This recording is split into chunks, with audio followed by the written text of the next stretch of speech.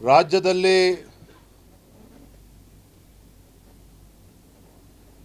ಪರಿಸ್ಥಿತಿ ದಿನೇ ದಿನೇ ಕೈಮೀರಿ ಹೋಗ್ತಾ ಇದೆ. ಆಡಳಿತ ಯಂತ್ರ ಸಂಪೂರ್ಣವಾಗಿ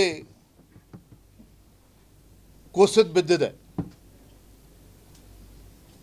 ಆಡಳಿತ ಪಕ್ಷದಲ್ಲಿ ಶಾಸಕರುಗಳ ನಡುವೆ ಪೈಪೋಟಿ ಪ್ರಾರಂಭ ಆಗಿದೆ.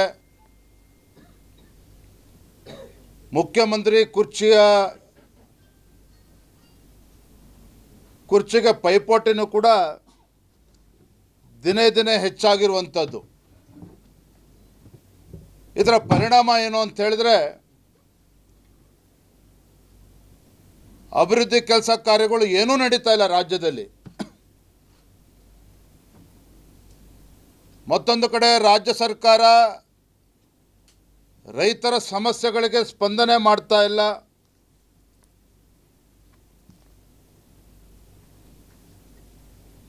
ದೇಶದಲ್ಲಿ ಅತಿ ಹೆಚ್ಚು ಭ್ರಷ್ಟಾಚಾರ ಇವತ್ತು ಕರ್ನಾಟಕ ರಾಜ್ಯದಲ್ಲಿ ಸಿದ್ದರಾಮಯ್ಯ ನೇತೃತ್ವದ ಕಾಂಗ್ರೆಸ್ ಸರ್ಕಾರದಲ್ಲಿ ಇವತ್ತು ಭ್ರಷ್ಟಾಚಾರ ತಾಂಡವ ಆಡ್ತಾ ಇದೆ. ಬೆಲೆ ಏರಿಕೆಯಿಂದ ಸತತವಾಗಿ ಸಿದ್ದರಾಮಯ್ಯ ನೇತೃತ್ವದ ಕಾಂಗ್ರೆಸ್ ಸರ್ಕಾರ ದಿನಬಳಕೆ ವಸ್ತುಗಳ ಮೇಲೆ, ಜನಸಾಮಾನ್ಯರು ಬಳಸ್ತಕ್ಕಂಥ ವಸ್ತುಗಳ ಮೇಲೆ ಬೆಲೆ ಏರಿಕೆಗಳನ್ನು ನಿರಂತರವಾಗಿ ಮಾಡಿಕೊಂಡು ಜನಸಾಮಾನ್ಯರು ಇವತ್ತು ತತ್ತರಿಸಿ ಹೋಗಿದ್ದಾರೆ. ಅಧಿಕಾರಿಗಳಂತೂ ಸಂಪೂರ್ಣವಾಗಿ ನಿಷ್ಕ್ರಿಯರಾಗಿದ್ದಾರೆ. ಯಾಕೆಂದರೆ ಆಡಳಿತ ವ್ಯವಸ್ಥೆನೇ ಸಂಪೂರ್ಣವಾಗಿ ಕುಸಿದು ಬಿದ್ದಿದೆ ಅಂತ ಹೇಳಿದ್ರೆ ಅಧಿಕಾರಿಗಳ ನಡವಳಿಕೆ ಹೇಗಿರ್ತದೆ ಅಂತೇಳಿ ನಾವು ಕಲ್ಪನೆ ಮಾಡ್ಕೋಬೋದು. ರೈತರ ಆತ್ಮಹತ್ಯೆಗಳು, ಅಧಿಕಾರಿಗಳ ಆತ್ಮಹತ್ಯೆಗಳು, ಮತ್ತೊಂದು ಕಡೆ ಕಾಂಟ್ರಾಕ್ಟರ್ಗಳು ಕೂಡ ಆತ್ಮಹತ್ಯೆ ಮಾಡ್ಕೊಳ್ತಾ ಇರ್ತಕ್ಕಂಥದ್ದು ನಿರಂತರವಾಗಿ ರಾಜ್ಯದಲ್ಲಿ ನಡೀತಾ ಇದೆ. ಒಟ್ಟಾರೆಯಾಗಿ ಸಿದ್ದರಾಮಯ್ಯ ನೇತೃತ್ವದ ಕಾಂಗ್ರೆಸ್ ಸರ್ಕಾರ ಸಂಪೂರ್ಣವಾಗಿ ನಿಷ್ಕ್ರಿಯವಾಗಿದೆ.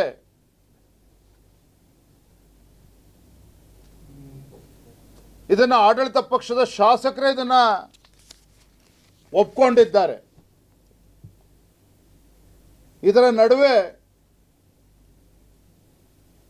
ನಿನ್ನೆ ದಿನ ರಾಜ್ಯ ಉಚ್ಚ ನ್ಯಾಯಾಲಯ ಒಂದು ಮಹತ್ತರವಾಗಿರ್ತಕ್ಕಂಥ ತೀರ್ಪನ್ನು ನೀಡಿದೆ. ವಾಲ್ಮೀಕಿ ಹಗರಣ ಹಿಂದೆಂದೂ ಕೂಡ ಕಂಡು ಕೇಳರಿದಂಥ ವಾಲ್ಮೀಕಿ ಅಭಿವೃದ್ಧಿ ನಿಗಮದ ಹಗರಣ, ಯಾವ ಹಣ ಈ ರಾಜ್ಯದ ಪರಿಶಿಷ್ಟ ಪಂಗಡಗಳ ಆರ್ಥಿಕ, ಸಾಮಾಜಿಕ, ಶೈಕ್ಷಣಿಕ ನ್ಯಾಯವನ್ನು ನೀಡೋದಕ್ಕೋಸ್ಕರ ಹಣ ಮೀಸಲಿಟ್ಟಿದ್ರೋ ಆ ಹಣ 187 ಕೋಟಿ ಹಣವನ್ನು ಲಪಟಾಯಿಸಿ ಪಕ್ಕದ ತೆಲಂಗಾಣ ರಾಜ್ಯಕ್ಕೆ ತೆಗೆದುಕೊಂಡೋಗಿ ಸಾವಿರಾರು ಬ್ಯಾಂಕ್ ಅಕೌಂಟ್ಗಳನ್ನು ವಿವಿಧ ಬ್ಯಾಂಕ್ಗಳಲ್ಲಿ ಓಪನ್ ಮಾಡಿ ಯಾವ ರೀತಿಯ ಹಣ ಬಾರ್ಗಳಲ್ಲಿ, ಜ್ಯುವೆಲ್ರಿ ಶಾಪ್ನಲ್ಲಿ, ಅಷ್ಟೇ ಅಲ್ಲ ಲೋಕಸಭಾ ಚುನಾವಣೆಯಲ್ಲೂ ಸಹ ಯಾವ ರೀತಿ ಹಣ ದುರ್ಬಳಕೆ ಆಗಿದೆ ಅನ್ನೋದನ್ನು ನಾವೆಲ್ಲರೂ ಕೂಡ ನೋಡಿದ್ದೇವೆ, ಕೇಳಿದ್ದೇವೆ. ಒಬ್ಬ ಪ್ರಾಮಾಣಿಕ ಅಧಿಕಾರಿ ಚಂದ್ರಶೇಖರ್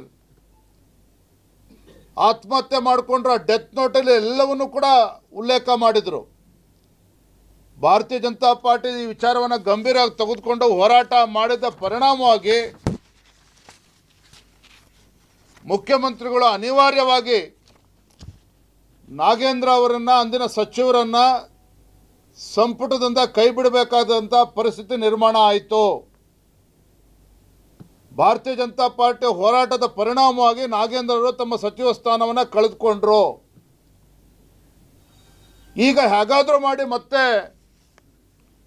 ಮಂತ್ರಿಮಂಡಲಕ್ಕೆ ಸೇರಿಸ್ಕೋಬೇಕು ಅಂತೇಳಿ ಪಾಪ ಮುಖ್ಯಮಂತ್ರಿಗಳು ಪರದಾಡ್ತಾ ಇದ್ರು. ಯಾಕೆ ಅಂತ ಹೇಳಿದ್ರೆ ವಾಲ್ಮೀಕಿ ಅಭಿವೃದ್ಧಿ ನಿಗಮದಲ್ಲಿ ಈ ಹಗರಣದಲ್ಲಿ ಸ್ವತಃ ಮುಖ್ಯಮಂತ್ರಿಗಳು ಕೂಡ ಭಾಗಿಯಾಗಿದ್ದಾರೆ. ನಮಗೆಲ್ಲ ಗೊತ್ತಿದೆ. ಹಣಕಾಸಿನ ಇಲಾಖೆಯ ಅನುಮತಿ ಇಲ್ಲದೇ ಹಣ ಹೊರ ರಾಜ್ಯಕ್ಕೆ ಹೋಗೋದಕ್ಕೆ ಸಾಧ್ಯ ಆಗಿರಲಿಲ್ಲ. ಹಾಗಾಗಿ ನಾಗೇಂದ್ರ ಅವ್ರನ್ನ ಹೇಗಾದರೂ ಮಾಡಿ ಸಮಾಧಾನ ಪಡಿಸ್ಬೇಕು, ಅವ್ರನ್ನ ವಾಪಸ್ ಸಚಿವ ಸಂಪುಟಕ್ಕೆ ತೆಗೆದುಕೊಂಡು ಹೋಗಬೇಕು ಅಂತೇಳಿ ಪರದಾಡ್ತಾ ಇರ್ತಕ್ಕಂಥ ಸಂದರ್ಭದಲ್ಲಿ ರಾಜ್ಯದ ಉಚ್ಚ ನ್ಯಾಯಾಲಯ ಇವತ್ತು ವಾಲ್ಮೀಕಿ ಹಗರಣವನ್ನು CBIಗೆ ವಹಿಸಿರ್ತಕ್ಕಂಥದ್ದು ಇದು ಭಾರತೀಯ ಜನತಾ ಪಾರ್ಟಿ ಹೋರಾಟಕ್ಕೆ ಸಂದ ಜಯ. ಇದರಲ್ಲಿ ಇನ್ನೂ ಕೂಡ ದೊಡ್ಡ ತಲೆಗಳು ಉರುಳುತ್ತದೆ.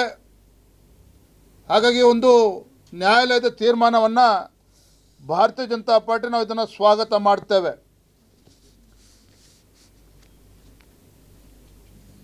ಕಾಂಗ್ರೆಸ್ ಪಕ್ಷದ ಹಿರಿಯ ನಾಯಕರು ರಣದೀಪ್ ಸುರ್ಜೇವಾಲಾ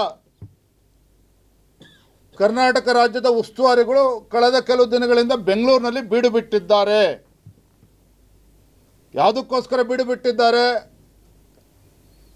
ರಾಜ್ಯದಲ್ಲಿ ಭ್ರಷ್ಟ ಕಾಂಗ್ರೆಸ್ ಸರ್ಕಾರ ಯಾವ ರೀತಿ ನೆಲ ಕಚ್ಚಿದೆ ಅದರ ಬಗ್ಗೆ ತಲೆ ಕೆಡಿಸ್ಕೊಂಡಿಲ್ಲ ಅವರು. ರಾಜ್ಯದ ಮುಖ್ಯಮಂತ್ರಿಗಳು ಸಿದ್ದರಾಮಯ್ಯನವರ ರಾಜೀನಾಮೆನ ತೆಗೆದುಕೊಳ್ಳೋದಕ್ಕೆ ಒಂದು ಭೂಮಿಕೆಯನ್ನು ಸಿದ್ಧಪಡಿಸೋದಕ್ಕೆ ಸುರ್ಜೇವಾಲಾ ಅವರು ಕರ್ನಾಟಕ ರಾಜ್ಯಕ್ಕೆ ಬಂದಿದ್ದಾರೆ.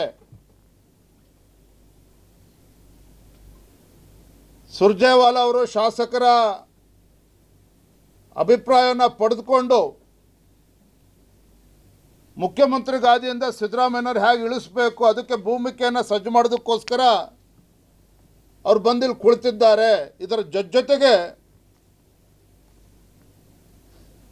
ಮುಖ್ಯಮಂತ್ರಿ ಗಾದಿಗೆ ಇವತ್ತು ಪೈಪೋಟಿ ಪ್ರಾರಂಭ ಹೆಚ್ಚಾಗಿದೆ. ಮುಖ್ಯಮಂತ್ರಿ ಕುರ್ಚಿಗೆ ಪೈಪೋಟಿ ದಿನೇ ದಿನೇ ಹೆಚ್ಚಾಗ್ತಾ ಇರ್ತಕ್ಕಂಥ ಪರಿಣಾಮ ಕುದುರೆ ವ್ಯಾಪಾರನೂ ಕೂಡ ಭಾಳ ಜೋರಾಗಿ ಪ್ರಾರಂಭ ಆಗೋದಿದೆ. ಹಾಗಾಗಿ ಶಾಸಕರುಗಳ ಹೇಳಿಕೆಯನ್ನು ನೀವು ಗಮನಿಸ್ಬೋದು. ರಾಮನಗರ ಕ್ಷೇತ್ರದ ಶಾಸಕರಾಗಿರ್ತಕ್ಕಂಥ ಇಕ್ಬಾಲ್ ರವರು 100 ಜನ ಶಾಸಕರು ಇವತ್ತು DK ಶಿವಕುಮಾರ್ಗೆ ಬೆಂಬಲ ಇದೆ, ಅವರು ಮುಖ್ಯಮಂತ್ರಿ ಆಗಬೇಕು, 100 ಜನ ಶಾಸಕರ ಬೆಂಬಲ ಇದೆ. ಅರ್ಥಾತ್ ಏನು BR ಪಾಟೀಲ್ ಅವರು ಕಾಂಗ್ರೆಸ್ ಪಕ್ಷದ ಹಿರಿಯ ಶಾಸಕರು, ರಾಜು ಕಾಗೆ ಅವರು ಮತ್ತೋರ್ವ ಕಾಂಗ್ರೆಸ್ ಪಕ್ಷದ ಹಿರಿಯ ಶಾಸಕರು, ಬೇರೆ ಬೇರೆ ಕಾಂಗ್ರೆಸ್ ಪಕ್ಷದ ಶಾಸಕರು ಏನು ಮುಖ್ಯಮಂತ್ರಿಗಳ ವಿರುದ್ಧ ಹೇಳಿಕೆಯನ್ನು ನೀಡ್ತಾ ಇರೋದು ತಾವು ಗಮನಿಸಿದ್ರೆ ಗೊತ್ತಾಗ್ತದೆ. ಮುಖ್ಯಮಂತ್ರಿಗಳು ಆಡಳಿತದ ಮೇಲೆ ಸಂಪೂರ್ಣವಾಗಿ ಹಿಡಿತವನ್ನು ಕಳೆದುಕೊಂಡಿರ್ತಕ್ಕಂಥದ್ದು ಅಷ್ಟೇ ಅಲ್ಲ, ಅವರ ಪಕ್ಷದ ಶಾಸಕರುಗಳ ವಿಶ್ವಾಸವನ್ನು ಕೂಡ ಸಂಪೂರ್ಣ ಕಳೆದುಕೊಂಡಿದ್ದಾರೆ. ಕುದುರೆ ವ್ಯಾಪಾರ ಪ್ರಾರಂಭ ಆಗಿದೆ. ಈ ಕುದುರೆ ವ್ಯಾಪಾರದ ಬಗ್ಗೆ ರಾಜ್ಯಪಾಲರು ಕೂಡ ಗಮನಿಸಬೇಕು ಅಂತೇಳಿ ನಾನು ಈ ಸಂದರ್ಭದಲ್ಲಿ ವಿನಂತಿ ಮಾಡ್ತೇನೆ. ಮಾನ್ಯ ಸುರ್ಜೇವಾಲಾ ಅವರು ನಿನ್ನೆ ಏನು ರೈಲು ಪ್ರಯಾಣದ ದರ ಹೆಚ್ಚಾಗಿದೆ, 1 ಪೈಸಾ 2 ಪೈಸಾ ಅದ್ರ ಬಗ್ಗೆ ಸಾಕಷ್ಟು ಟೀಕೆ ಮಾಡಿದ್ದಾರೆ. ಮಾನ್ಯ ಸುರ್ಜೇವಾಲಾ ಅವರೇ, ಕರ್ನಾಟಕ ರಾಜ್ಯವನ್ನು ಏನು ಒಂದು ATM ಆಗಿ ಪರಿವರ್ತನೆ ಮಾಡಿಕೊಂಡಿದ್ದೀರಿ. ಕಾಂಗ್ರೆಸ್ ಪಕ್ಷದ ಹೈಕಮಾಂಡಿಗೆ ಒಂದು ಕಪ್ಪ ಕಾಣಿಕೆಯನ್ನು ಸಲ್ಲಿಸುವ ಸಲುವಾಗಿ ಕರ್ನಾಟಕ ರಾಜ್ಯವನ್ನು ಒಂದು ATM ಆಗಿ ನೀವು ಮಾಡಿಕೊಂಡಿದ್ದೀರಿ. ಇದರ ಪರಿಣಾಮನೇ ಇವತ್ತು ರಾಜ್ಯದಲ್ಲಿ ಸಿದ್ದರಾಮಯ್ಯ ಮುಖ್ಯಮಂತ್ರಿಗಳೇನಿದ್ದಾರೆ ದಿನೇ ದಿನೇ ನಾಡಿನ ಜನತೆಯ ಮೇಲೆ ಬರೆ ಎಳಿತಕ್ಕಂಥ ಕೆಲಸವನ್ನು ಮಾಡ್ತಾ ಇದ್ದಾರೆ. ಸುರ್ಜೇವಾಲಾ ಅವರು ಇವತ್ತು ಬೆಲೆ ಏರಿಕೆ ಬಗ್ಗೆ ಏನು ಕೇಂದ್ರ ಸರ್ಕಾರನ ಟೀಕೆ ಮಾಡ್ತಾ ಇದ್ದಾರೆ. ಅವ್ರಿಗೆ ಬಹುಶಃ ಮಾಹಿತಿಯ ಕೊರತೆ ಇದೆಯೋ ಅಥವಾ ಮಾಹಿತಿ ಇದ್ದೂ ಸಹ ಇವತ್ತು ಕುರುಡನಂತೆ ವರ್ತನೆ ಮಾಡ್ತಾ ಇದ್ದಾರೋ ಅವ್ರು ಉತ್ತರ ನೀಡಬೇಕಾಗಿದೆ. ಹೆಚ್ಚಿನ ಸುದ್ದಿಗಳಿಗಾಗಿ ನಮ್ಮ ಚಾನೆಲ್ನ ಸಬ್ಸ್ಕ್ರೈಬ್ ಮಾಡಿ.